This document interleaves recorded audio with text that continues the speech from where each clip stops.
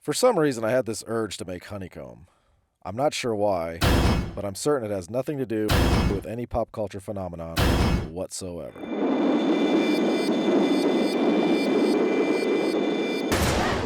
To make it is pretty easy. You just need 3 ingredients. You need a half a cup sugar, 4 tablespoons honey, and 1.5 teaspoons of baking soda. Now you need kind of a deep saucepan because when you add the baking soda, you're going to get a volcanic reaction. Put the saucepan on the burner at medium heat, add the sugar, and then add the honey. You want to wait for the honey to melt. When it does, then you can whisk it together. Bring it to a boil and let it boil until it gets to a dark brown color. Don't go too much though, it's going to get a burnt taste to it. So now whisk in your baking soda and you'll get the aforementioned chemical reaction.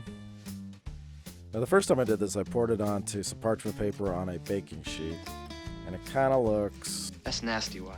Okay, I wouldn't say it's nasty, but it could look better. So for the second try, I lined a cake pan with parchment paper and poured it into that to let it cool. And it looks roundish. So you gotta let it cool for at least an hour, and this is what it's gonna look like. Now, before it cools, that's when you can put shapes in the middle of it, such as a circle, or a triangle, or an umbrella. And then you can challenge your family and friends to try to remove the shape without breaking it. And if they do break it, you can... Or you can just break it apart and start eating it. That's what I recommend. It tastes really good.